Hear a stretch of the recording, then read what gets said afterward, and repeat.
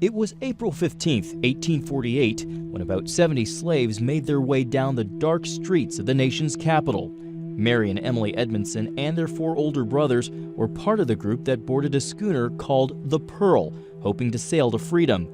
Their father, Paul, was a free man, and their mother, Amelia, was a slave, which meant her children were born slaves. Deeply religious, the Edmondsons prayed for a successful escape, knowing that it was all in God's hands. You don't realize there's a plan set for you. You just go along in life. In fact, you don't think about what's going to happen and what you're going to do. You just go on, and if it's God's will, you go on the right path. The plan: sail down the Potomac River, up the Chesapeake Bay, and on to new life. There was no wind, so they waited and waited and waited, and a good wind came and took them down the river.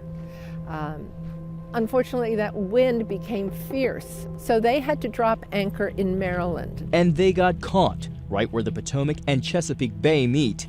Everyone on the ship was taken back to D.C. The slaves were marched 2 by 2, the men in chains, up to the jail.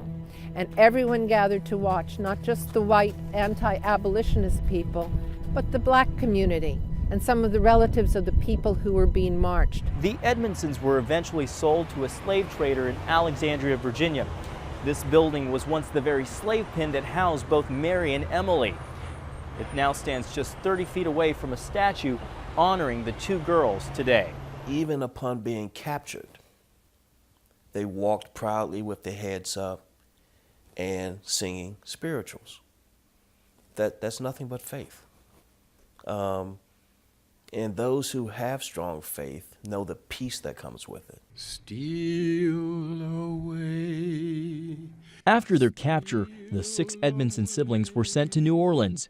Because they were attractive and very valuable, Mary and Emily were to be sold as sex slaves.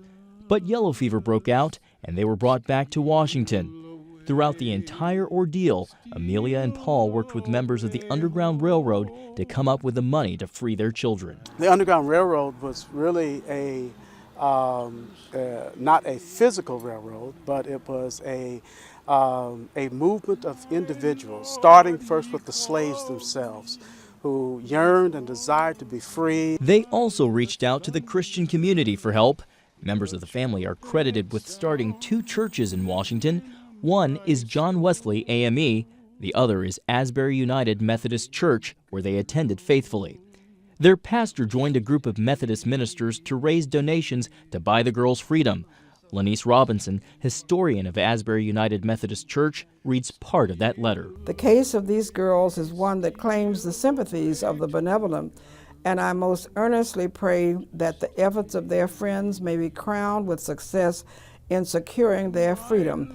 Matthew A. Turner, pastor of Asbury Chapel. This led renowned minister and abolitionist Henry Ward Beecher to New York's Tabernacle Broadway Church, where he preached a fiery sermon that finished raising the necessary funds. And he said to people, think as if they were your daughters.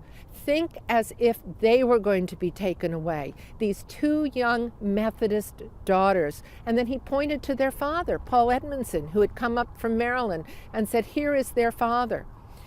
Think if you were in his place. And it was a magnificent evening. Now free, the Edmondson sisters joined the anti-slave circuit with the likes of Frederick Douglass. Harriet Beecher Stowe depicted their journey in her book, A Key to Uncle Tom's Cabin. Stowe sent Mary and Emily to Oberlin, Ohio, an important stop on the Underground Railroad. When blacks came into this community, they felt this was a safe haven. It was never easy. I mean, they had to struggle, like everyone else, to try to feed themselves, but they didn't have to stand in fear of being turned in. Mary died of tuberculosis in Oberlin at the age of 21, and Emily returned to Washington, where she attended the normal school for colored girls. She married, and her descendants still live in the area today. John Jessup, CBN News.